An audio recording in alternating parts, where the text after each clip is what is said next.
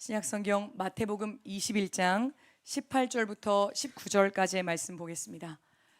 신약성경 마태복음 21장 18절부터 19절까지의 말씀 두 절 말씀이기 때문에 우리 성도님들과 제가 함께 읽겠습니다. 마태복음 21장 18절부터 19절입니다.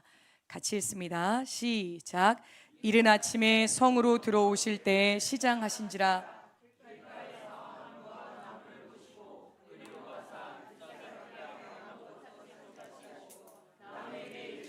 이제부터 영원토록 내가 열매를 맺지 못하리라 하시니 무화과 나무가 곧 마른지라.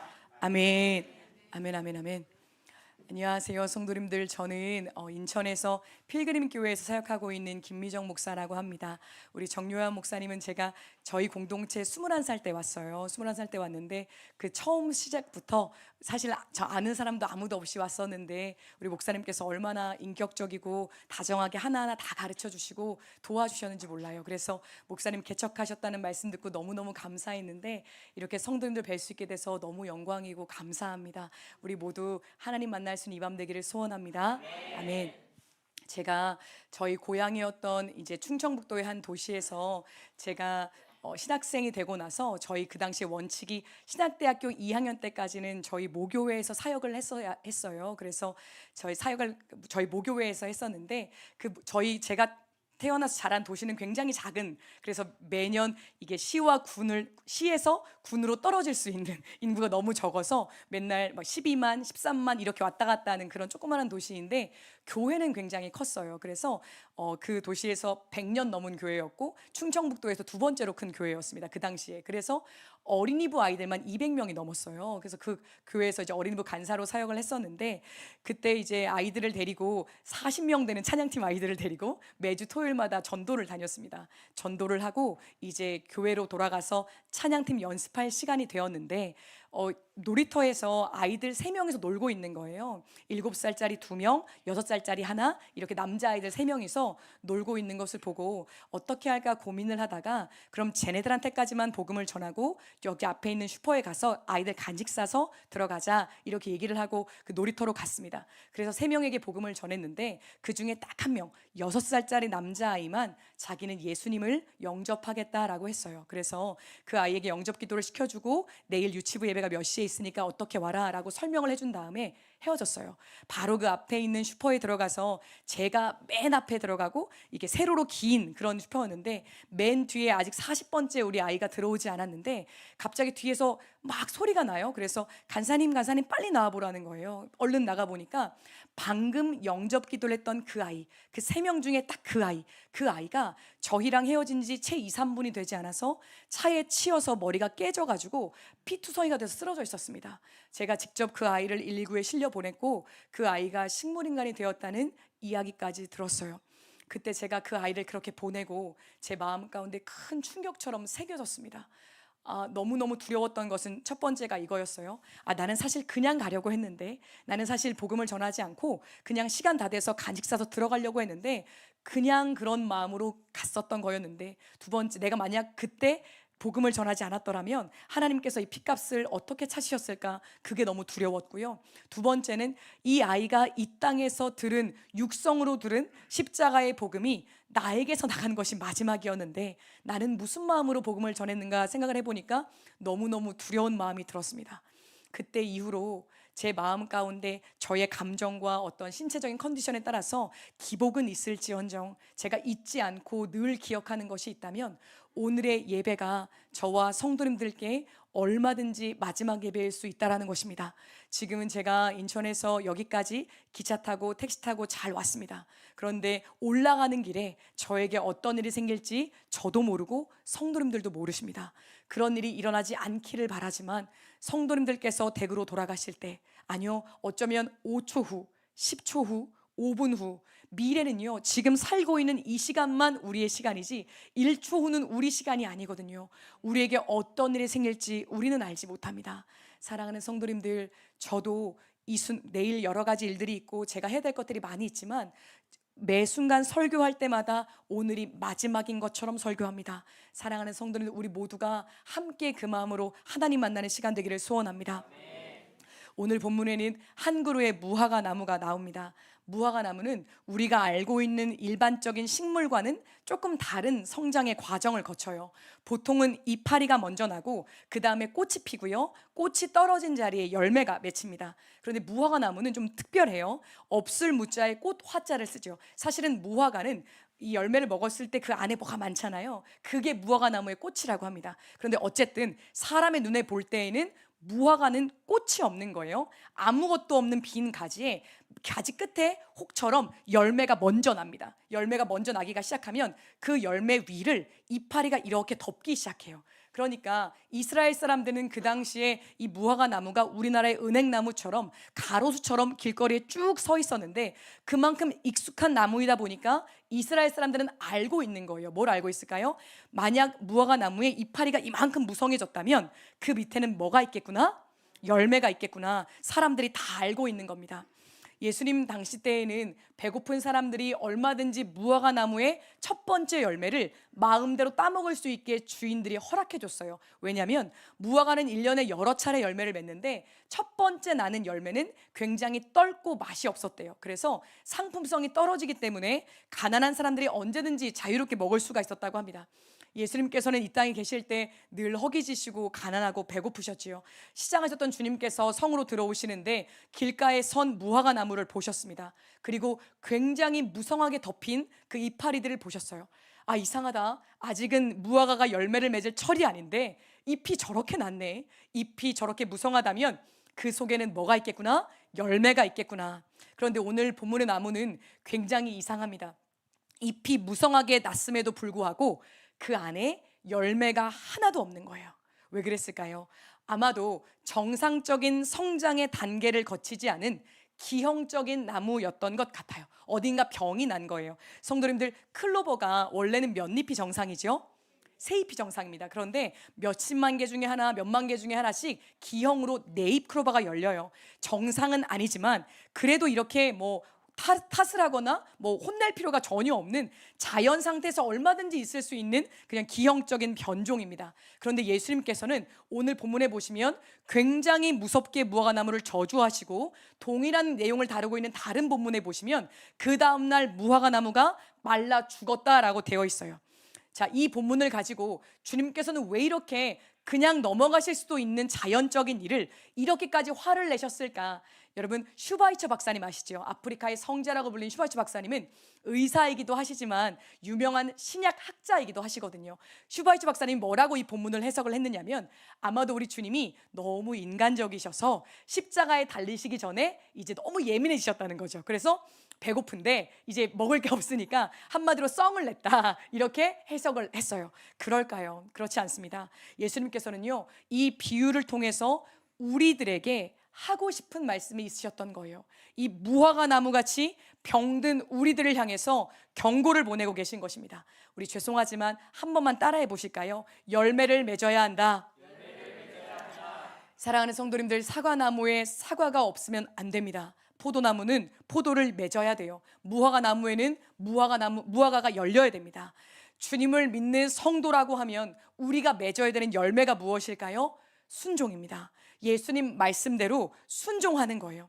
하나님을 사랑하고 너의 이웃을 너의 몸같이 사랑해라 라고 하시면 사랑하는 것이 너무너무 힘들고 잘 안 되어도 그렇게 해보려고 몸부림이라도 치는 것이 우리의 열매입니다.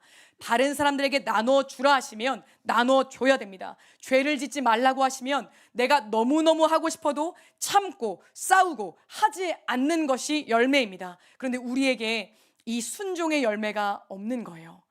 이런 기형적인 무화과 나무같이 병든 성도들 우리가 있습니다.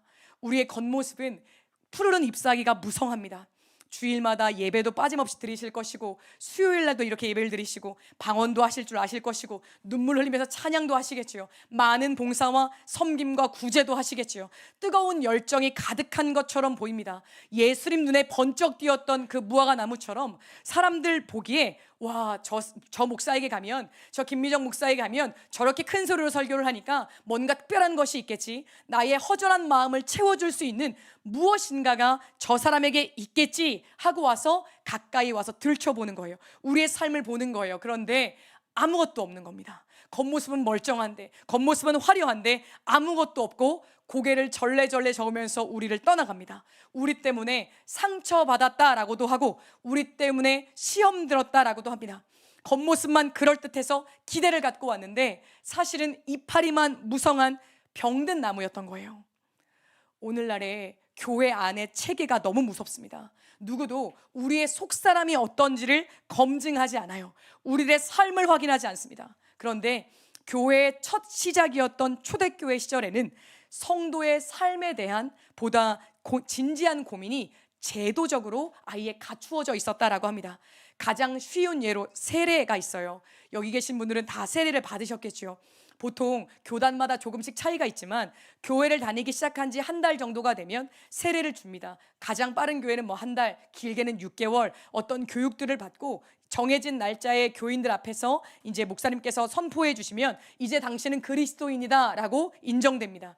그런데 초대교회 문헌에 따르면 초대교회 세례는 그렇게 쉽지 않았습니다. 초대교회에 예수님을 믿고자 하는 사람이 찾아오면 오자마자 받지 않았대요. 가장 먼저 그 사람의 삶을 검증했다고 합니다. 이 사람의 직업이 어떤지, 이 사람이 그리스도인을 잡아들이기 위한 첩자는 아닌지, 이 사람이 하나님께서 가증히 여기시는 직업을 갖고 있는 사람은 아닌지. 예를 들어서 그 당시에 연극 배우는요, 교회에서 안 받아줬대요. 왜냐하면 그 당시에 연극 배우가 연극하는 것이 다 그리스 로마 신화의 내용을 대부분 재현하는 것인데, 아시겠지만 그리스 로마 신화의 내용이 대부분 다 어떤 거죠? 뭐 제우스가 동물이 돼가지고 뭐 변장을 해가지고 누구랑 자고 뭐 이런 내용들이잖아요. 그러니까 그런 것들을 재현하다 보면은 아무래도 하나님께서 가증히 여기시는 사람이라고 해서 그 직업을 계속한 상태로는 받지 않았답니다. 그 사람이 가정 안에서 원만한 가정 생활을 하고 있는지 확인을 했대요. 그 다음에 통과가 되면 3년 동안 그리스도인의 윤리를 가르쳤답니다. 그리스도인이라면 어떻게 살아야 되는지 삶을 먼저 가르쳤대요. 그리고 3년이 지나고 나면 다시 심사를 했답니다. 증인을 세우고 멘토를 세워서 이 사람이 정말 배운 대로 그렇게 살았는지, 살되 그냥 억지로 마지못해 살았는지 아니면 마음으로 진짜 그렇게 살았는지를 증인까지 세워서 심사를 했대요. 그리고 그 심사에서 통과가 되면 그때서야 사도신경을 가르쳐주고 이 일련의 과정을 거쳐서 비로소 세례를 받았다라고 합니다. 그러면 초대교회에서는 세례교인이 되려고 하면 최소한 몇 년 이상이 걸리는 거죠? 3년입니다. 최소한 3년이에요. 이러한 초대교회의 세례 및 입교 절차는 우리에게 굉장히 중요한 것을 가르쳐줍니다. 기독교인의 정상적인 성장의 과정은 신앙의 고백이 먼저가 아니라 삶이 먼저였다라는 거예요. 이파리가 맺히기 전에 열매가 먼저 열려야 했습니다. 말로 뱉기 전에 그 사람의 삶이 먼저 움직였어야만 했습니다. 그것이 정상적인 성도의 모습이라는 거예요. 그런데 우리는 어떻죠? 다른 사람 말할 것 없이 제가 저만 보면 알 수 있습니다. 저는요, 몇 년도에 12월 31일까지는 고등학교 3학년 그냥 김미정 학생이었는데, 제가 신학대학교에 간다는 이야기를 드리자마자 아직 합격 통지서가 오지도 않았는데 당연히 붙을 것이니까 너는 이제부터 신학생이야 하고 1월 1일부터 제가 있던 그 모교회에서 영아부 간사부터 시작했습니다. 영아부 간사, 유치부 간사, 어린이부 간사, 전도사, 이제는 목사까지 되었습니다. 제가 맡은 부서가 생기게 되었고 이렇게 외부에도 나오게 되었고, 그런데 제가 예전에 저희 멘토 목사님이신 박보영 목사님께서 이사장님으로 계셨을 때 충남에 있는 한 고아원에서 한 7년 동안 아이들을 기르면서 살았던 시간이 있었거든요. 아무것도 모르는 20대 중반의 아가씨가 가가지고 아이들의 엄마처럼 아이들을 키우는 겁니다. 제가요, 그때서야 저의 실체를 봤답니다. 저는 그 전까지 굉장히 칭찬받고 굉장히 사랑받던 그런 학생이고 전도사였어요. 누구도 저한테 뭐 어떤 말씀도 안 하시고 언제나 사랑해 주셨습니다. 그런데 저도 그래서 나는 믿음이 좋은 정말 괜찮은 사역자인 줄 착각을 했죠. 그런데 제가 아이들을 이제 키우면서 저의 모든 밑바닥이 다 드러났습니다. 어느 날은 제가 기르는 아이들이 이제 방에서 놀고 있는데 가장 나이 어린 아이는 4살, 가장 큰 아이 18살, 이렇게 여자아이들이 한 9명 정도를 제가 이제 아이들과 함께 살면서 아이들을 기르는 건데요. 아이들이 어느 날 자기들끼리 방에 모여서 얘기를 하더라고요. 그러면서 왜 애들끼리 이런 얘기 하잖아요. 너는 뭐 어떤 동물을 닮았어? 너는 뭐 눈이 크니까, 너는 통통하니까 뭐 아기 돼지 같아. 너는 뭐 사슴 같아. 뭐 이렇게 얘기를 하잖아요. 제가 궁금해가지고 저도 쓱 가가지고 아이들이 저를 고모라고 불렀거든요. 그래서 제가 고모는 무슨 동물 같아? 라고 물어봤어요. 성도님들, 제가 좋아하는 동물들이 있습니다. 제가 뭘 좋아하냐면 저는 눈이 크고 착하게 생긴 애들을 좋아해요. 뭐 뭐 돌고래, 뭐 코끼리, 그리고 저기 뭐죠? 사슴, 뭐 이런 애들, 눈 크고 되게 착하게 생긴 순한 애들 좋아합니다. 그래서 그냥 그와 비슷한 아이들, 이런 아이들을 기대하면서 고모는 뭐 같아? 라고 물어봤어요. 그러니까 애들이 딱 진지하게 저를 딱 보더니 생각지도 못한 답이 나왔는데 용.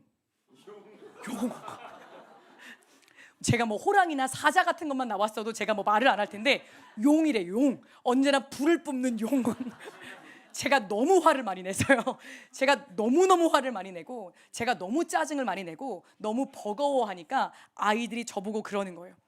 그 정도로. 그래도 그때 저랑 같이 살았던 아이들이 지금은 고모 그래도 이제는 많이 착해졌다고 저한테 얘기를 해주기도 하는데, 제가 그때서야 수많은 일들을 아이들과 함께 겪으면서 그때서야 알았어요. 아, 나는 전혀 훈련되지 않았잖아. 나는 전혀 다듬어지지 못한 그런 인격의 면들을 봤어요. 아, 나는 그냥 그 당시에는 뭐 20대 후반에 그냥 청년일 뿐이구나. 나는 전도사도 아니고 주의 종도 아니고 나는 뭐도 아니구나라는 것을 그때서야 알게 되었어요. 정작 저부터가 거꾸로 입만 무성한 그런 무화과 나무였던 것입니다. 이런 기형적인 우리들은 나무보다 문제가 훨씬 심각합니다. 왜냐하면 우리가 병들었다는 거, 정상이 아니라는 것에 크게 개의치 않기 때문입니다. 내가 이런 사람이라는 것이 겉으로 드러나지만 않으면, 어떤 문제가 생기지 않으면 관심조차 갖지 않습니다. 다른 사람에게 들키지 않으면 죄가 아니다라고 생각합니다. 내 속에 열매가 하나도 없다는 걸 알면서 어떻게든 겉모습만 그럴듯하게 꾸미려는 것에 집중합니다. 이런 우리들의 마지막이 무엇이지요? 오늘 본문에 예수님께서 열매 없는 무화과 나무를 저주하십니다. 네가 이제부터 영원토록 열매를 맺지 못할 것이다. 열매는 없는데 입만 무성하고 이런 성도는 평생 그렇게 열매를 맺지 못한 채 뿌리째 마르게 된다라고 하셨습니다. 열매 없는 우리들의 모습을 보고 하나 둘씩 실망한 사람들이 늘어날 것이고, 결국 쓸모없는 나무인 우리들은 성경에 기록된 대로 잘라져서 불에 태워질 것입니다. 우리가 말하는 것과 살아가는 것이 우리는 균형을 이루고 있는가? 나는 하나님과 사람들 앞에서 진실한가? 저는 오늘 말씀을 통해서 진실한 회개에 대해서 한번 나눠보려고 하는데요. 너무나 비슷한 삶을 살았지만 그 끝이 완전히 달랐던 두 명의 왕이 있습니다. 한 명은 사울이고 두 번째는 다윗이에요. 이 둘 다 하나님께서 직접 선택하셔서 기름 부었습니다. 그리고 굉장히 승승장구했죠. 하나님께서 그들과 함께 하셨어요. 그리고 이 둘 다 하나님께 아주 커다란 죄를 지었습니다. 사울은 블레셋과의 전쟁 중에서 자기 마음대로 제사를 드려버렸어요.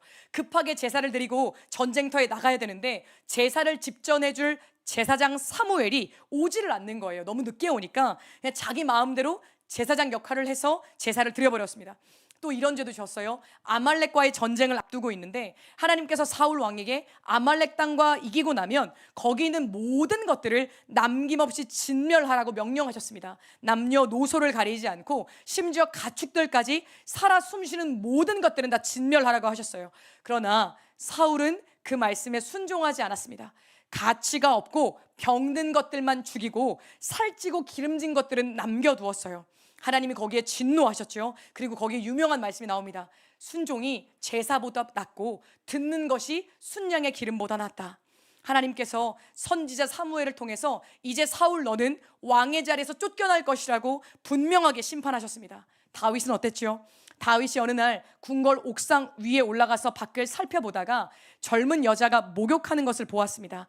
그 여자는 왜 밖에 나와서 집 마당에서 그렇게 목욕을 했던 것일까? 성경학자들은 그 여자가 아마도 월경기간이었을 거라고 얘기를 해요. 구약 성경에 따르면 여자가 월경기간에는 손대는 모든 것마다 다 부정해지죠. 그래서 독립된 장소에서, 구분된 장소에서 이제 목욕을 하는 거예요. 이 여자를 보고 다윗이 욕심이 들어서 그 여자가 누군지 알아보라고 했는데, 다윗 왕의 너무나 충성스러웠던 부하였던 우리아 장군의 아내 밧세바였습니다.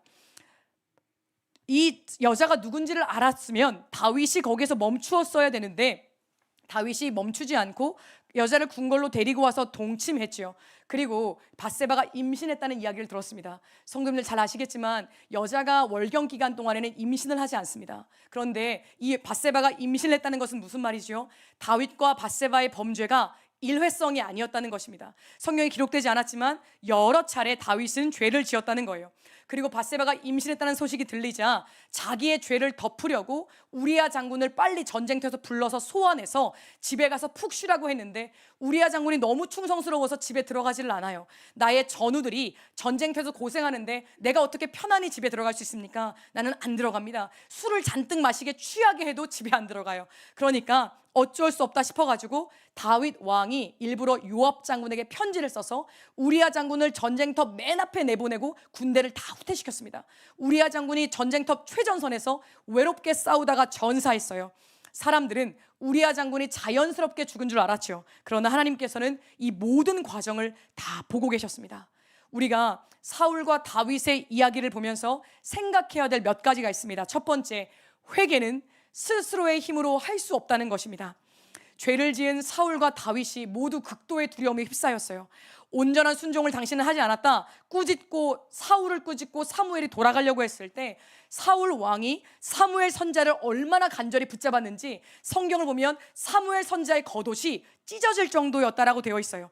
사울은 우리가 알듯이 제정신이 아니었습니다. 누구든 나를 대신해서 왕 위에 오를 사람이 나타나기만 하면 죽여버리려고 혈안이 되어서 찾았어요. 그런데 그 두려움 속에서도 하나님께 무릎 꿇지는 못하더라는 것입니다. 다윗 역시 마찬가지였어요. 다윗과 밧세바 사이에서 간음으로 생긴 아기가 1년 정도의 시간이 지나 태어났습니다. 그 시간 동안 다윗이 얼마나 극도의 두려움에 휩싸였는지 시편 32편에 이런 고백이 있습니다. 주의 손이 주야로 밤낮으로 나를 누르시오니 나의 진액이 빠져나가서 여름 가뭄에 마름같이 되었나이다. 마치 가뭄에 논바닥이 쩍쩍 갈라지는 것처럼 나의 마음이 그렇게 괴롭다라는 거예요. 다윗은요, 자신의 전임자였던 사울 왕이 하나님께 버림받았을 때 얼마나 비참하게 죽었는지 그 최후를 누구보다 가까이서 본 사람이에요. 다윗은 이제 하나님의 그 진노의 칼날이 나 자신을 향할 것이라는 두려움 때문에 떨 수밖에 없었습니다. 그런데 사울과 마찬가지로 다윗도 회개하지 못했습니다. 이런 얘기를 들으면 우리는 쉽게 아니 사울이나 다윗이나 얼른 회개하면 되지 왜 안 하고 있어? 라고 생각을 할지 모르지만 그거는 잘못 아시는 얘기입니다.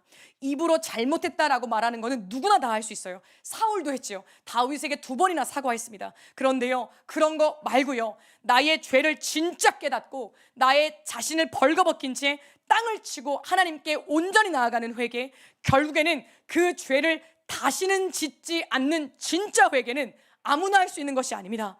하나님께서 허락해 주셔야만 하는 굉장히 특별한 은혜입니다. 사랑하는 성도님들, 우리는 진짜 회개한 사람들일까요? 설교하는 저를 포함해서 우리는 하나님 앞에서 정말 회개한 사람들일까? 나는 많이 울어는 보았지만, 나는 오랜 동안 모태신앙으로 교회를 섬겨왔지만 어쩌면 저 포함해서 우리 모두가 하나님 앞에서 진정한 회개는 하지 못한 채 겉모습만 얼마든지 무성한 사람들일 수 있습니다.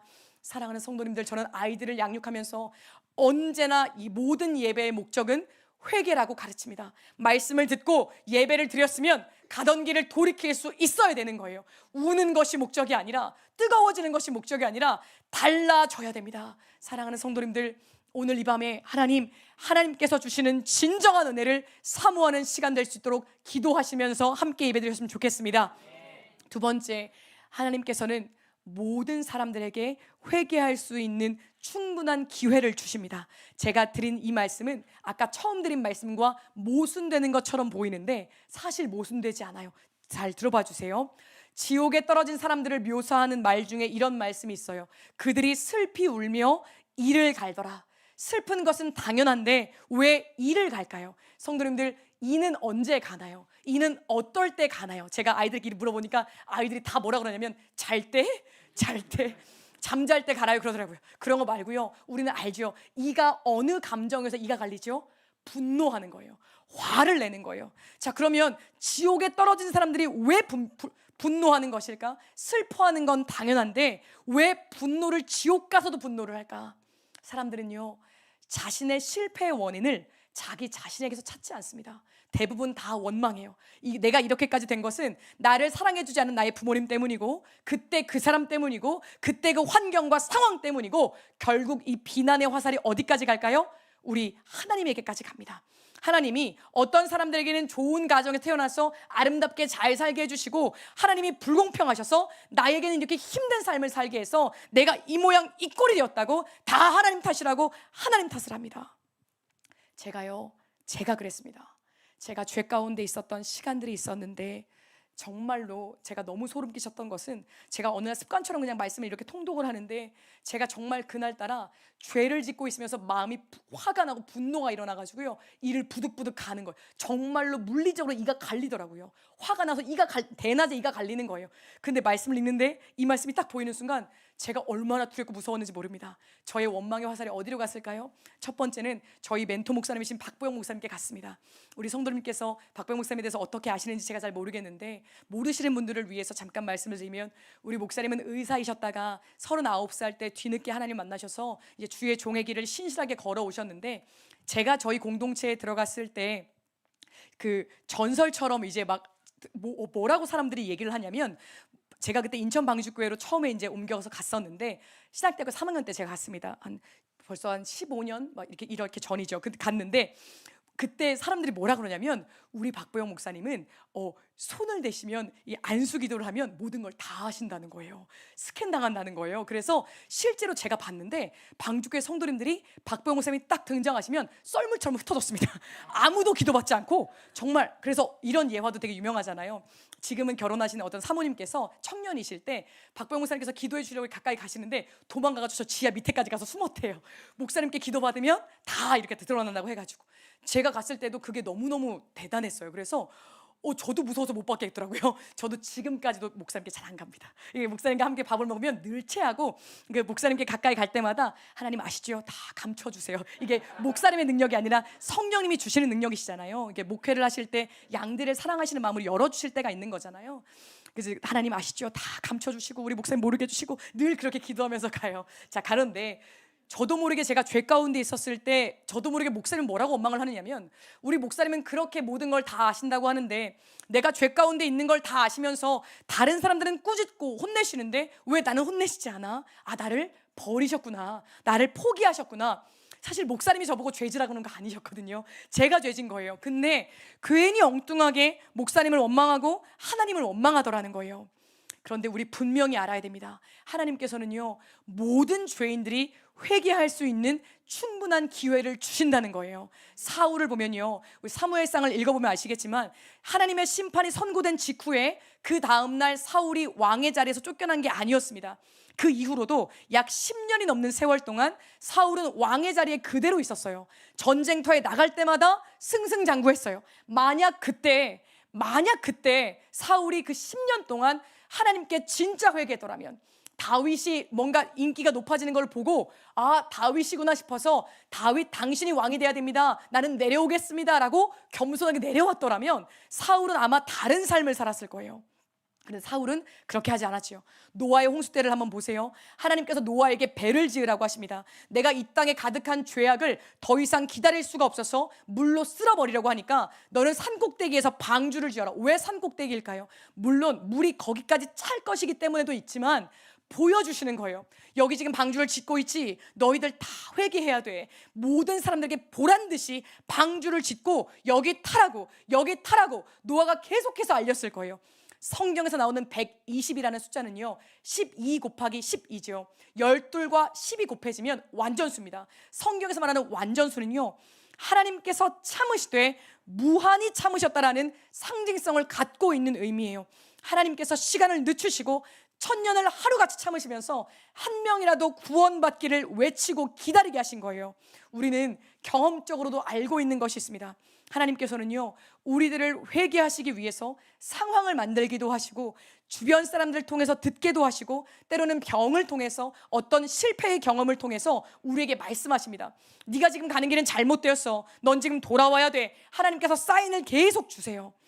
성도님들 가운데 목사님 저는 그런 적이 한 번도 없었는데요, 저는 그냥 순탄하게 살았는데요, 그런 성도님들께 오늘 이 예배가 우리 모두에게 바로 하나님께서 허락하신 기회입니다. 다윗을 한번 보세요. 하나님께서 당신의 종 나단 선지자를 다윗에게 보내십니다. 다윗과 나단은요 매우 가까운 사이였고 성경에서 보면 친척간이라고 되어 있어요. 나라의 모든 대소사를 함께 의논했습니다. 나단은요 다윗과 밧세바의 간음을 어쩌면 알고 있었을 수 있어요. 그런데 하나님께서 허락하지 않으시니까 가만히 기다립니다. 1년 동안 기다립니다. 기다리다가 드디어 하나님께서 허락하신 때에 다윗을 찾아가는 거예요. 왜? 죄를 짓자마자 바로 꾸짖지 않으시고 1년 가까이 다윗을 하나님께서는 참으신 걸까요? 하나님께서는 아무 이유 없이 행동하시는 분이 아니시죠. 아마도 하나님께서 다윗을 사랑하셔서 다윗에게 찾아갈 수 있는 기회를 주신 것 같아요. 언제 다윗에게 찾아가면 바로 회개할 수 있을까? 그것을 살피시다가 다윗이 극도의 죄책감과 고통에 시달리던 바로 그때 나단 선지자가 다윗을 찾아가 이야기를 시작합니다. 한 부자가 있었는데 이 부자가 자기에게 가진 것이 많음에도 불구하고 자신에게 손님이 찾아왔을 때 자기가 가지고 있는 양 죽여가지고 손님을 대접하자니 아까워서 이웃집 가난한 사람의 한 마리밖에 없는 암양 새끼 한 마리를, 그 암양 새끼 한 마리는 그 이웃집 사람들에게 반려견 같은 거여서 너무너무 사랑하고 잠잘 때도 끌어안고 자고 밥 먹을 때도 같이 먹던 그렇게 소중한 암양이었는데 그것을 굳이 빼앗아다가 자기의 손님을 대접한 부자의 이야기를 다윗에게 들려주는 거예요. 이거 누구 들으라고 하는 얘기죠? 그 당시에 성경을 보면 다윗에게 처와 첩이 6, 7명이었습니다. 수많은 아내가 있고 자기가 원하기만 하면 얼마든지 새로운 처녀를 아내로 맞아들일 수 있는 권력이 있는 왕이었던 다윗이 그렇게 권세가 있음에도 불구하고 하나밖에 없는 우리아 장군의 아내를 빼앗았으니까 다윗 들으라고 한 얘기입니다.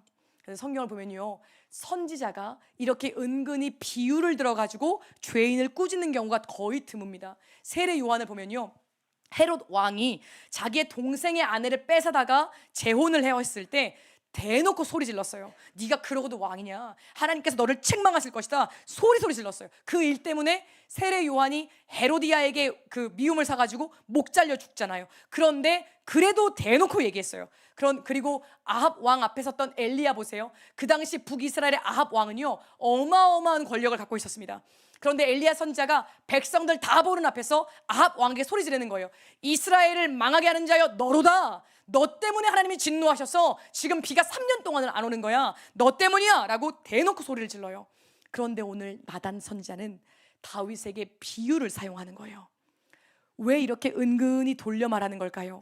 아마도 이것이 성경에서 나오는 정말 드문 하나님께서 다윗을 향한 특별한 사랑과 긍휼하심이라고 생각합니다. 인간은요 감정적인 동물이라서요 자기가 잘못한 것이 있다는 걸 알아도 대놓고 책망하면 우리 마음속에 어떤 마음이 들어요? 울컥하고 분노하죠. 당신이 뭘 알아? 아니 난 그런 사람 아니야 라고 거짓말을 해요. 그런데 하나님께서 그래서 다윗에게 한 번 더 기회를 주신 거예요. 너무너무 사랑하는 다윗이 나단 선자의 이야기를 듣고 이 은근히 돌려하는 이야기를 듣고 네가 먼저 회개해. 다른 사람의 이야기를 통해서 너 자신을 돌아봐 라고 기회를 주신 거예요. 그리고 바로 이 은혜가 우리 모두에게 주어진 은혜입니다. 성경에서 정말 특별한 하나님의 사람들에게만 주어진 은혜가 오늘 우리 모두에게 주어진 은혜입니다. 하나님께서 저와 여러분의 면전에다 대놓고 넌 이런 죄를 졌지, 너는 이런 죄를 저질렀지 말하지 않으십니다. 성경을 보세요. 다 다른 사람들 얘기입니다. 지금도 다른 사람 얘기 듣고 계시죠? 하나님께서는 우리를 향해서 직접 화살을 쏘지 않으세요. 남의 이야기를 듣고 성경에 나오는 사람들의 이야기를 듣고 너 자신을 돌아봐 그리고 회개해라라고 기회를 주십니다. 이것이 우리를 향한 하나님의 놀라운 긍휼이라고 생각합니다. 사랑하는 성도님들, 하나님께서는 지금도 얼마든지 다니엘서에 나와 있는 것처럼 벨사상 왕 때 그랬던 것처럼 갑자기 이 흰 벽에다가 손이 하나가 나타나가지고 메네메네 데겔 우바르신 하나님께서 이 바벨론 왕국을 재어보니 하나님의 저울에 재어보니 무게가 부족하다, 이제 심판당한다, 얼마든지 하나님은 우리들의 죄를 폭로하실 수 있어요. 그런데 하나님께서 그렇게 하지 않으십니다. 그리고 우리에게 오늘도 이렇게 예배를 통해서 회개할 수 있는 충분한 시간과 기회를 허락해 주신다는 거예요. 세 번째, 회개는 진실한 자에게 허락해 주시는 하나님의 놀라운 은혜입니다. 하나님께서 사울과 다윗 모두에게 회개할 수 있는 충분한 시간과 기회를 주셨어요. 그런데 사울도 다윗도 그 시간에 회개하지 못했습니다. 사울도요 결국엔 사무엘 선지자를 이렇게 떠나 보냈고, 다윗도요 나단 선지자가 말을 하는데 못 알아들어요. 그리고 그 부자 누구야? 내가 혼내줄 거야. 가만두지 않을 거야. 정령 죽을 자야 라고 소리 질러요. 자, 그런데 이 둘 다 하나님께서 허락하신 기회에 회개하지 못했는데 어떻게 다윗은 결국에는 회개해서 나단 선지자가 더 이상 참지 않고 당신이 바로 그 사람입니다, 이 부자 너잖아, 네가 그랬잖아 라고 했을 때 다윗은 결국 회개해서 하나님의 마음에 합한 사람, 이런 칭호를 끝까지 지킬 수가 있게 되었을까? 사울과 다윗의 차이는 어디에서 벌어졌을까요? 저는 그 이유를 오늘 본문의 무화과 나무를 통해서 봅니다. 사울은요 화려한 무화과 나무 이파리 사이로 숨으려고 했어요. 자기가 열매 없다는 것을 감추려고 했어요. 제가 사무엘상 말씀 읽어드릴게요. 들어보세요. 사울이 이르되 내가 범죄하였을지라도 이제 청하옵나니 내 백성들과 장로들 앞과 이스라엘 앞에서 나를 높이사 나와 함께 돌아가서 내가 당신의 하나님 여호와께 경배하게 하옵소서.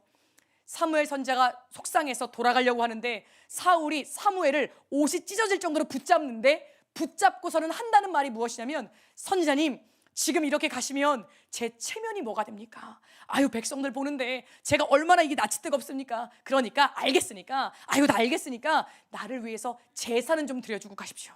사울이 뭐라고 얘기해요? 나의 하나님 여호와도 아니고 당신의 하나님 여호와. 벌써 하나님도 잊어버린 거예요. 사울이 속상했던 것은요 백성들의 시선이었습니다. 내가 어떤 평판을 받을까? 내가 뭐라고 사람들이 수근수근 거릴까? 사무엘이 너무너무 마음 아파요. 어쩌면 마지막일 수 있는 회개의 기회였는데 그 꾸지람을 듣고 지금 무릎 꿇었으면 살 수 있었는데 사울이 그 얘기를 하니까 사무엘이 너무 마음이 아파서 그냥 사울이 원하는 대로 제사 드려줍니다. 그리고 뭐라고 기록되어 있냐면요, 사무엘이 죽는 날까지 다시는 사울을 가서 보지 않았대요. 왜요? 마음이 너무 아파서, 너무너무 괴로워서요. 그런데 다윗은요 당신이 바로 그 사람이다 라고 책망받았을 때 무화과 나무 이파리로 숨지 않았습니다. 그는 자기가 지금 병든 상태라는 것을 인정합니다. 나는 지금 기형적인 열매 없는 무화과 나무라는 것을 진실하게 고백합니다. 여기에서 유명한 그 시편 51편의 말씀이 나오죠.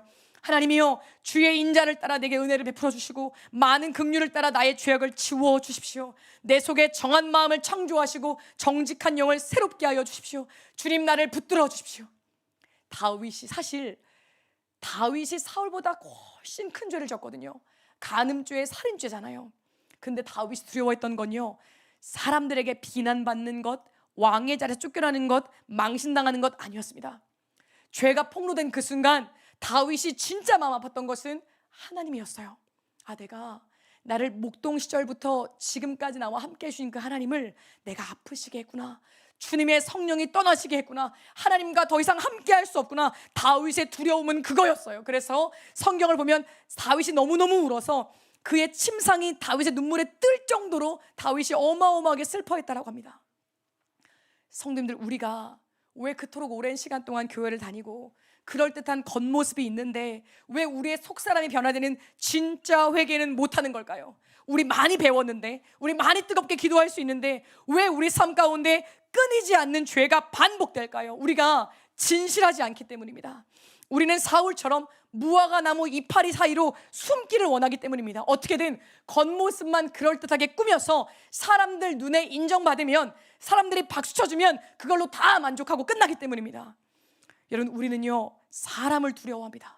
내가 이 죄된 관계를 모두 다 얘기하고 고백하고 정리했다가 내가 사람들에게 해코지를 당하면 어떻게 하지? 내가 무시당하면 어떻게 하지? 내가 괜히 얘기했다가 상대방이 나 때문에 상처받았다고 실망했다고 하면 어떻게 하지? 아니, 그것보다 이게 죄이니까 하지 않으면, 나는 이거 없으면 안 되는데, 이거 없으면 나의 외로움과 슬픔과 분노를 해결할 수가 없는데 나의 이 마음은 어디에서 해소를 할 수 있지? 우리의 마음이 결국 다른 사람 아니면 사람을 향해 있기 때문에 아무리 교회에 나오고 아무리 집회를 참석하고 아무리 밤을 새며 철화를 해도 우리의 삶이 달라지지를 못하는 것입니다. 매번 똑같이 넘어지고 똑같이 쓰러지는 것입니다. 이런 모습을 보면서 누가 가장 먼저 지칠까요? 나의 배우자? 나의 가족? 아니요, 나 자신이 먼저 지쳐요. 아, 나는 안 되나 보다. 나는 교회를 다녀도 안 돼. 나는 말씀을 들어도 안 돼. 하나님이 살아계신 거 모르겠어. 왜? 내 마음속에서 하나님의 살아계심을 자꾸 무시하니까, 자꾸 우습게 여기니까 성령께서 떠나시는 거예요. 이런 무화과 나무 같은 우리를 향한 예수님의 저주를 다시 한번 들어보십시오. 너 영원토록 열매를 맺지 못한 채 그 모습 그대로일 거야. 죽을 때까지 그 모습 그대로일 거야. 언제 주님께서 이렇게 무섭게 사람을 책망하시나요? 우리 주님은 그렇게 간악한 세리에게도, 더러운 창녀에게도, 강도에게도, 어떤 귀신 들린 사람과 문둥병자들에게도 이렇게 말씀 안 하셨습니다. 다 끌어안고 위로해 주시고 그들의 모든 죄를 덮으셨습니다. 그런데 딱 한 종류의 사람들, 한 종류의 사람들에게는 주님께서 아주 무섭게 저주하시고 책망하셨어요. 누구였지요? 위선자들입니다. 화 있을진저, 화 있을진저, 화 있을진저. 너 회칠한 무덤아, 독사의 새끼들아, 너희가 어떻게 지옥의 판결을 피하겠느냐. 이 자리 가운데 열매가 삶 가운데 없다는 걸 알면서, 나는 하나님 말씀대로 순종하지 않고 있다는 걸 알면서 사람들이 모르니까 괜찮다라고 여기시는 분들이 계시나요? 혼자 있을 때에는 뭐도 다 하면서, 어떤 행동도 다 하면서, 때로는 세상 사람들에게도 용납받지 못할 행동들을 하면서 괜찮아, 다른 사람들 다 그러는데 뭐 이 일을 하려면 이렇게밖에 할 수가 없어, 어쩔 수 없어, 모두가 다 그러는데 뭐. 아니요, 한 걸음 더 나아가서 내가 뭐가 그렇게 죄를 져서 내 삶에 열매가 없다는 게 무슨 말이야, 이만하면 되지, 나만 한 사람도 없어, 이렇게 교회를 사랑하고 하나님을 사랑하는 사람이 없어 라고 말하는 분들이 계십니까? 성경이 말하는 죄는 행동으로 나타난 것만을 말하지 않습니다. 하나님은 우리의 마음에 대해 말씀하십니다. 다른 사람들을 보고 비판하는 것 죄입니다. 몰래 뒤에서 흘겨보면서 업신여기는 것 죄입니다. 누군가를 떠올렸을 때 싫다는 마음이 드십니까? 죄입니다. 질투하고 시기하는 것 죄입니다. 교만한 것 죄입니다. 음란한 것, 몸으로 이어지지 않은 생각만으로도 죄입니다. 하나님의 법에 대해서 잘 모르는 무지하고 우매한 것, 모르는 것이 죄입니다. 불쌍한 사람들을 보고 동정하지 않는 것 죄입니다. 내 입에서 나간 말이 옳은 말이어도 그 마음속에 동기가 잘못되어 있으면 죄입니다. 죽도록 몸을 혹사하면서 충성하고 봉사하여도 그 속에 내가 주인되어 나의 의를 위한 것이라면 죄입니다. 아니, 그러면 도대체 죄가 아닌 것이 무엇인가? 맞습니다, 성도님들. 우리는 숨쉬는 모든 순간이 다 죄입니다. 하나님의 은혜로 덮어주시지 않으면 우리의 모든 순간은 다 죄입니다. 성경에서 뭐라고 말씀하시냐? 우리를 전적으로 타락한 죄인이라고 말씀하세요. 의인은 없나니 한 사람도 없다고, 너희 인간들에게는 아무런 희망도 없고 아무런 소망도 없다고 하십니다. 그런데 왜 우리는, 하나님께서는 그렇게 말씀하시는데 왜 인간의 기준으로 나를 보면서 아, 나는 이만하면 됐어 라고 은근한 자부심을 갖고 있는가라는 거예요. 제자들이 예루살렘 성전을 보고 감탄을 합니다. 그 당시 예루살렘 성전은 솔로몬이 지은 황금 성전이었어요. 그러나 주님, 솔로몬이 아니고 헤롯 대왕이 지은 아주 귀한 성전이었습니다. 그런데 주님은요, 그 성전을 보고 우십니다. 제자들은 보면서 저것 보세요, 너무너무 잘 만들었죠, 감탄을 할 때 주님께서 보신 것은 성전의 번쩍이는 겉모습이 아니었습니다. 웅장한 아름다움이 아니었어요. 그 성전 안에서 이루어지고 있는 더러운 죄들을 보셨습니다.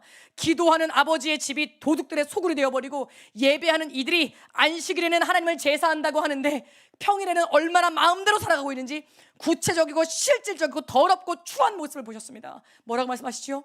내가 이 성전 무너뜨릴 거야, 그리고 무너질 거야, 그리고 내가 3일 안에 다시 짓겠다. 성도님들, 우리 꼭 기억해야 되겠습니다. 예수님은 우리들의 말에 속지 않으실 것입니다. 우리들의 겉모습에 속지 않으실 것입니다. 사람들이 뭐라고 감탄하던지 간에 주님은 속지 않으시고 반드시 우리 가까이에 오셔서 이파리를 해치고 우리 삶의 열매를 찾으실 그날이 올 것입니다. 그날을 깨어 준비하셔야 합니다. 이제 몇 가지 말씀드리고 말씀 정리하려고 합니다. 제가 몇 년 동안 고아 아이들이 전국에서 모이는 집회에 설교를 하러 다닌 적이 있어요. 처음에 그 집회에 처음 갔을 때 각 전국에서 이제 어떤 뜻있는 분이 마음을 먹으시고 악기를 가르쳐 주시려고 전국 고아원에 공문을 쫙 보내서 악기 배우고 싶은 사람들, 애들을 모집하신 거예요. 그리고 저를 부르셔서 이제 말씀 전하라고 예배 시간을 만드신 거예요. 음악 캠프에. 제가 가니까 한 30명 정도 되는 아이들이 이렇게 쭉 앉아 있는데, 청소년 아이들 30명이 그냥 의자에 이렇게 앉아 있고 어수선한 분위기 속에 차장도 없이 그냥 제가 그냥 올라갔습니다. 말씀을 전하는데 제가 이렇게 보니까 1시간 반 동안 제가 설교를 했는데 뭐 아무도 표정 변화도 없어요. 그냥 그대로 웃지도 않고 울지도 않고 그냥 저를 노려보고 가만히만 있는 거예요. 그래서 아, 오늘 예배 은혜가 없었나 보다 싶어가지고 제가 9시 예배를 마치고 아이들한테 그랬습니다. 얘들아, 오늘 은혜가 별로 없는 것 같은데 내가 너희들을 위해서 오늘 가지 않고 이곳 밑에 보니까 거기가 수양관에서 기도실이 있었는데 그 소예배실에 가서 내가 너희를 위해서 밤을 새워 기도할게. 그러니까 너희들 가운데 만약 궁금한 거라도 있는 사람들은 지하로 내려와라 라고 얘기를 하고 저는 그냥 바로 내려갔어요. 내려가서 강단 앞에 무릎을 꿇고 하나님 오늘 은혜가 없었나 봐요. 어떻게 해요? 저 아이들 어떻게 해요? 기도를 하는데 갑자기 문이 삐걱 열리더니 1명, 2명, 3명, 4명 그 자리에 있었던 모든 아이들이 다 내려왔습니다.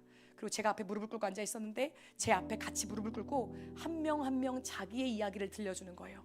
뭐라고 얘기를 하느냐면 목사님 저는 고아원에서 자라서 어느 목사님 가정에 입양이 되었는데 매일매일 몽둥이로 너무너무 두들겨 맞아서 지금 가출한 상태입니다. 가출했고 본드를 하고 있습니다. 물건도 훔치고 친구들도 때리고 목사님께 말씀드릴 수 없는 너무너무 많은 죄를 지었습니다. 목사님 저도 천국 갈 수 있나요? 저도 하나님 만날 수 있나요? 그럼 만날 수 있지. 하나님께서 너와 나 같은 죄인들을 사랑하셔. 괜찮아. 하나님께 나가서 기도해. 목사님 저 기도 어떻게 하는 건지 모르는데요. 아 그래. 그러면 네가 나한테 지금 얘기했던 것처럼 그대로 하나님께 얘기해. 하나님이 인격적인 분이셔서 다 들으신단다 하고 저는 그때 전도사였으니까 안수기도도 못 해주고 그냥 이 앞에 가서 너 혼자 기도해 하고 하나 돌려보내고 그렇게 한 명 한 명 아이들을 다 상담해 주니까 어느새 무릎 한 번을 펴지 못하고 6시간 반 동안 모든 아이들을 다 상담해 주고 기도해 줬어요.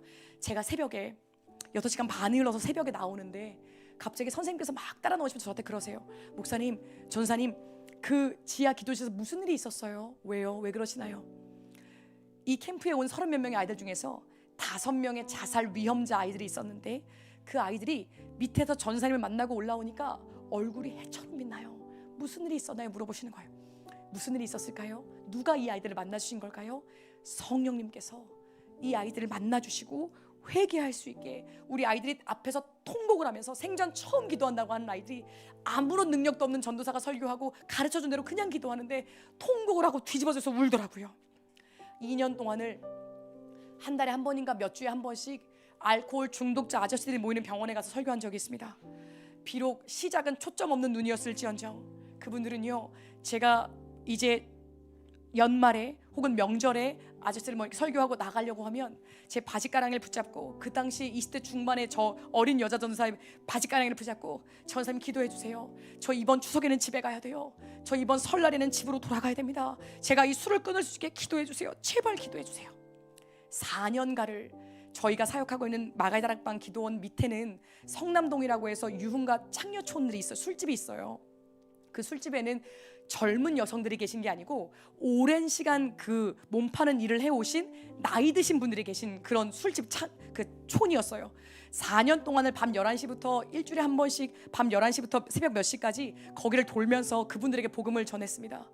복음을 전하고 돌아다니면 참 마음 아픈 순간들이 많았어요. 어떨 때는 멀쩡하셨던 분이 막 남자분들에게 두들겨 맞아가지고 막 누워있고요, 퉁퉁 부어있고요. 그런 분들에게 복음을 전하고 기도를 하는데 제가 그때 깜짝 놀란 말을 듣는데 어떤 말이었냐면 어떤 여성분께서 그러시는 거예요.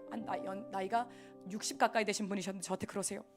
전사님, 제가 이 꼴로 어떻게 교회를 가요? 저 여기 마가다락방에 있는 거 알고 있어요. 알고 있는데 저도 옛날엔 교회 다녔는데 제가 이 직업을 계속 하면서는 어떻게 교회를 가겠어요? 근데 지금 제가 할 수 있는 일이 이거밖에 없어서 이 술집을 안 할 수는 없고 전사님 제가 이거 정리하면 꼭 갈게요. 제가 이 일만 정리하면 진짜 꼭 갈게요. 근데 그 이후로 그분이 정말 실천에 옮기시진 못했지만 제가 그분을 볼 때 그 눈빛에 제가 본 것은 무엇이었냐면 진실함이었습니다. 그때 저는 생각했어요. 뭘 생각했냐? 만약 하나님 앞에서 나와 그분이 섭니다. 평생 동안 그렇게 유흥가에서 일하신 그분과 전도사인 제가 섭니다. 목사인 제가 서요. 사람들이 볼 때에는 성도님들께서 보실 때는 누가 더 귀한 사람인가요? 당연히 제가 귀한 사람입니다. 그런데 하나님께서 보실 때도 그러실까요? 사람들이 볼 때에는 당연히 성도님들의 자녀분들이 그 온갖 비행을 저지르는 그 고아 아이들보다 훨씬 귀하고 훨씬 존귀합니다. 그런데 하나님께서 보실 때도 그럴까요? 저는 지금도 청소년부 사역을 하고 있고 고아원에서 아이들을 길렀고 또 워낙에 오랫동안 힘들고 어려운 사회 사각지대 아이들을 많이 만나면 자라왔습니다. 나이가 어리다고 귀합니까? 나이가 어리면 순수한가요? 그렇지 않습니다. 어느 집 아이가 공부를 잘하면 순수한가요? 좋은 대학을 가면 귀한 아이인가요? 당연히 구원받은 아이인가요? 그렇지 않습니다. 하나님께서 보실 때 길거리에서 온갖 방황을 하던 그 아이가 하나님 앞에 나와 가슴을 치며 하나님 살려주세요, 하나님 도와주세요, 저 변화되고 싶어요 울부짖는다면 하나님께서 보실 때 죄송한 말씀이지만 우리의 자녀들보다 이 아이가 더 귀할 수 있습니다. 어떤 거리에서 계신 어떤 여성분들보다 제가 더 못난 존재일 수 있습니다. 그 증거가 뭐죠? 주님께서 바리새인과 세리가 기도하는 것을 보시고 바리새인은 당당하게 하늘을 향해서 하나님, 제가 얼마나 많은 것들을 했는지, 제가 얼마나 많은 헌금을 드리는지, 세리는 하늘을 향해 우러러 보지도 못하고 가슴을 치면서 죄인입니다, 저를 불쌍히 여겨주십시오. 주님께서 세리의 기도가 훨씬 귀하다고 하셨습니다. 사랑하는 성도들, 꼭 기억해 주십시오. 우리 들키지 않는 것이 축복이 아닙니다. 실상은 아무런 열매가 없으면서도, 나는 알고 있는 죄를 계속하면서도 사람들에게 인정과 칭찬을 받는 삶은 그 자체로 저주입니다. 왜요?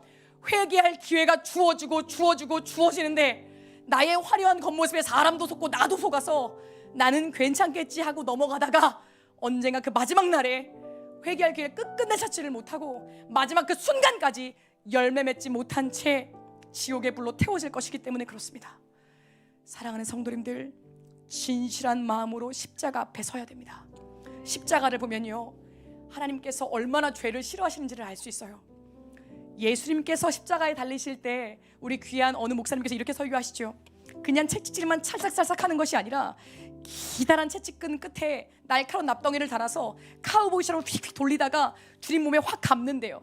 그럼 마지막 그 날카로운 납덩이가 주님의 몸에 꽉 박히면 성인 남자 그 로마 군사들이 있는 힘을 잡아당깁니다. 그럼 그 납덩이에 주님의 피가 살이 뚝뚝 떨어져 나가는데 우리 주님께서 얼마나 많이 맞으시는지, 걷지를 못하실 정도로 맞으시고 하도 비틀거리시니까 십자가에 세로 묵은 골고다 언덕에 있고 가로 묵은 죄인이 지고 올라가야 되는데 주님께서 지지를 못하시니까 옆에 있던 구레네 사람 시몬이 대신 지고 올라갑니다. 올라가서 십자가에 못 박히는데 십자가가 왜 끔찍한 형벌인지 아세요? 저는 이게 늘 궁금했어요. 왜냐하면 우리가 볼 때는 목 잘라 죽이고 뭐 전기로 지지고 이게 더 끔찍해 보이잖아요. 근데 왜 그렇게 십자가를 끔찍한 형벌이라고 하는가?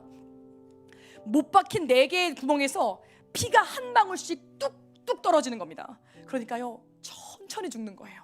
건강한 성인 남자는 그 십자가에서 2주를 넘게 살아있었답니다. 그게 일반적으로 살아있는 거예요. 골고다의 그 땡볕 아래에서 벌거벗긴 채로 매달려서 한 번 가슴을 들어 올려 숨을 쉴 때마다 이 숨을 제대로 쉬지 못하고 한 번 이거 무게가 모든 게 다 쏠리니까요, 숨도 쉬지를 못하는 고통 가운데 사람들이 2주를 넘게 겨우겨우 살아만 있으니까 거기 그 모습을 보는 것도 끔찍하고 거기에 올라간 사람들이 불에 타는 것 같은 극한의 고통을 느끼면서 천천히 죽어가니까 십자가가 끔찍한 형벌인 거예요. 주님께서 오죽하시면 이렇게 얘기하시죠. 엘리 엘리 라바 사박다니, 나의 하나님 나의 하나님 어찌 나를 버리십니까? 하나님께서 예수님을 철저히 버리셨다는 거예요.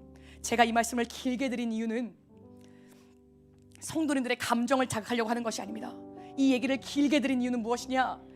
이게 회개하지 않고 하나님 앞에 나아갔을 때 우리가 받게 될 마지막 모습입니다. 주님께서 십자가 지고 피투성이가 되고 올라가는 그 모습을 보고 예루살렘의 여자들이 막 울었잖아요. 주님 어떡해, 아유 불쌍하다, 어떡해. 우리도 영화 보면서 울잖아요. 패션 오브 크라이스트 보면서 우리 주님 참 안됐다, 불쌍하다 울잖아요. 주님께서 뭐라고 하셨죠? 나를 위해 울지 말고 너와 너희 자녀들을 위해 울어라. 이 매, 이 고통, 이 끔찍한 죽음, 마지막 날 우리가 이 모습 그대로 하나님 앞에 가면 주님께서 맞으신 매 이제 내가 맞아야 됩니다. 주님께서 당하신 고통 이제 내가 당해야 됩니다. 사랑하는 성도님들, 감정적으로 빠지지 마시고 이 사실을 직시하셔야 됩니다. 저는 십자가를 감당할 자신이 없습니다. 하나님께서 하나뿐인 아들도 아끼지 않고 철저히 버리신 그 죽음과 그 외면과 그 무시무시한 고통을 저는 감당할 자신이 없습니다. 그래서 십자가는 제게 필요합니다. 그래서 저는 십자가 앞에서 예수님의 십자가는 반드시 저를 위한 것이어야만 하고 우리 시온성교회 성도님들을 위한 것이어야만 합니다. 그렇지 않으면 그 죽음 우리가 감당해야 되니까. 놀라운 것은 우리가 그 십자가를 나를 위한 것이라고 주님께 정말 믿고 이 가운데 여기 대전은 교육도시잖아요. 똑똑하고 귀한 분들 많으시겠죠. 저요, 십자가가 도대체 어떻게 은혜가 된다는 건지 모르겠더라고요. 십자가를 믿는다는 게 도대체 무슨 의미이며, 십자가에서 무슨 레이저 광선이 나오나? 나를 뭐 보이지 않게 나를 뭐 어떻게 하는 건가? 무슨 말이야? 너무 추상적이지 않나 생각했어요. 그런데 제가 어느 날 죄 가운데 있다가 나의 모든 고집을 꺾어야겠다, 더 이상 죄에서 못 견디겠으니까 안 되겠다 싶어가지고 제가 저의 자아를 꺾고, 주님, 그 전까지는 하나님과 딜하고 싶었어요. 하나님, 감정을 좀 이해시켜 주세요. 머리를 이해시켜 주시고 감정을 뜨겁게 해주세요. 그럼 제가 믿어드릴게요. 믿게 해주세요 했는데, 그날은요, 제가 하나님, 저 그냥 무조건 믿습니다. 왜요? 죄에서 벗어날 길이 보이지가 않아요. 저는 달라질 힘이 보이지가 않아요. 예수님, 십자가 믿으면 살 수 있다고 하니 저 정말 믿겠습니다. 정말 바보같이요, 이렇게 한국말로 고백했어요. 근데 그때부터 놀라운 일이 벌어졌습니다. 죄가 슬퍼지고 두려워지고 아파지기 시작했어요. 그때 알았어요. 십자가의 능력이 이런 거구나. 속사람을 바꾼다는 것이 이런 거구나. 때로 계속해서 죄에 쓰러지고 넘어지지요. 그런데요, 이전에는 죄를 지을 때마다 좋았거든요. 재밌었어요. 즐거웠으니까 죄 가운데 있었던 거예요. 그런데 예수님의 십자가를 내가 정말 믿고 성령님이 내 안에 들어오시니까 어떤 일이 벌어지냐? 죄를 지을 때마다 두려워지고 아파지고 고통스러워지면서 그 마음이 느껴지기 시작하는 거예요. 히브리서 이런 말씀 있죠. 내가 그날 이후에는 나의 법을 내 백성의 마음과 생각 가운데 새겨주겠다. 무슨 말이죠? 돌판에 새기지 않고 이제는 이 말씀을 우리의 생각과 마음에 새겨서 그들로 나의 백성이 되고 내가 그들의 하나님이 되겠다. 우리 마음의 말씀을 새기신다는 게 무슨 말이에요? 성령님이 오신다는 것입니다. 그래서 어린아이라도 가방끈이 짧은 사람이라도 다 알려주시겠다는 거예요. 어떻게 하면 구원받을 수 있는지, 십자가가 정말 나를 위한 것이라는 것을 믿게 해주신다는 거예요.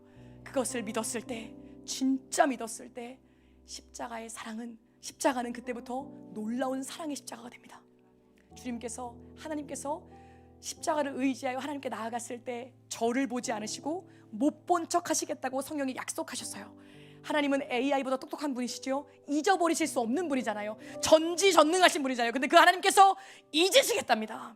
내가 너의 죄를 간과하겠다. 동이 서에서 먼 것처럼 너의 죄를 던져버리고 기억조차 하지 않겠다. 언제요? 주님의 십자가를 내가 정말 믿고 주님의 십자가가 나를 위한 것입니다라고 고백할 때, 그래, 예수 그리스도가 너를 위해 피 흘렸으니 너의 죄는 이제 끝났다. 너의 죄값은 다시 물지 않겠다. 인간이 만든 법에도 일사부재리의 원칙이라는 것이 있습니다. 그게 뭐냐면 한 가지 죄를 가지고 한 번 벌을 받으면 동일한 죄로 두 번 벌 주지 않겠다는 거예요. 인간이 만든 법에도 그런 법이 있거늘 하나님께서 만드신 법은 어떻겠습니까? 예수님의 십자가를 정말 믿는 순간 하나님께서 우리의 죄를 못 본 척 하시고, 이신칭의가 뭐죠? 우리는 여전히 새카매요. 우리는 여전히 악인이에요. 그런데 주님의 의로 덮어주시고 의인으로 칭해 주시겠다는 기독교의 핵심 교리입니다. 사랑하는 성도님들, 이 말씀을 붙잡으시기를 소원합니다. 주님, 살기를 원합니다. 제가 정말로 이 얘기만 하고 이제 마치겠습니다. 제가 고아원에서 키웠던 아이가 어마어마하게 사고를 쳤어요. 그때 제가 20대 후반이었고 지금도 싱글이지만 그때도 싱글이었는데, 우리 아이가 밖에 나가서 온갖 죄를 다 짓는 거예요.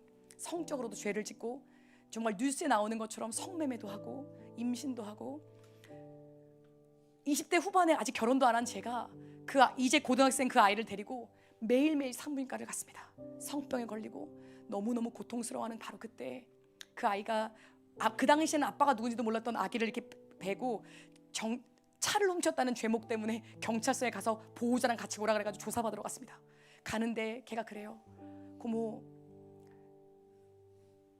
그때 우리 같이 있었던 그 언니는 어떻게 됐냐요? 그 아이는 어떤 아이였냐면, 그 아이가 예를 들은 그 아이는 어떤 아이냐면은 어떤 아이가 또 있었냐면은 여기 정신과에서 오른쪽 뇌가 완전히 신호가 안 잡힌대요. 이런 아이가 나중에 사이코패스가 된대요.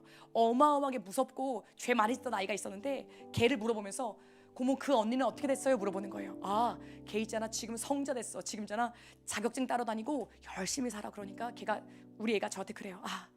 옛날에는 그 언니가 나보다 훨씬 쓰레기였는데 지금은 내가 더 쓰레기네. 툭 그러는 거예요. 근데 제가 우리 아이의 그 말을 듣는데 마음이 너무 아파요. 그래서 임신을 하고 제 차를 타고 경찰서에 조사받으러 갈 때 제가 우리 아이한테 그랬습니다. 누구야, 사람들이 볼 때 17살짜리 여자인 네가 결혼도 안 했는데 나쁜 짓을 해서 아기를 가졌으니까 사람들은 다 너를 손가락질할 거야. 네가 말한 것처럼 너를 쓰레기 같다고 할 거야. 그런데 고모가 믿는 하나님은 어떤 분인지 알아? 김미정 전도사가 산에 올라가서 12시간 철야기도 하는 것보다 네가 만약 노래방이나 술집에서 1초라도 5초라도 10초라도 하나님 살려주세요, 저 정말 이렇게 살고 싶지 않아요, 저 좀 도와주세요 라고 네가 진실하게 하는 게 고백하며 나아가면, 내가 믿는 하나님은 어떤 분이냐면 김미정 전도사의 12시간 산기도보다 너의 그 외침을 천둥같이 들으시는 분이야. 하나님께 기도해, 꼭 기도해. 우리 같이 기도하자. 저는 정말 하나님이 그 하나님이시라고 믿습니다. 사랑하는 성도님들, 이 가운데 저를 포함해서 한 명도 의인 없습니다. 한 명도 우리의 삶을 자랑할 수 있는 사람이 없습니다. 그러면 진실한 마음으로 나아가기를 소원합니다. 하나님 살려주십시오. 아버지 진실하게 해주십시오. 우리 시간에 주의 도를 버리고 함께 찬양하시고 마음 다해서 기도하는 시간 갖겠습니다.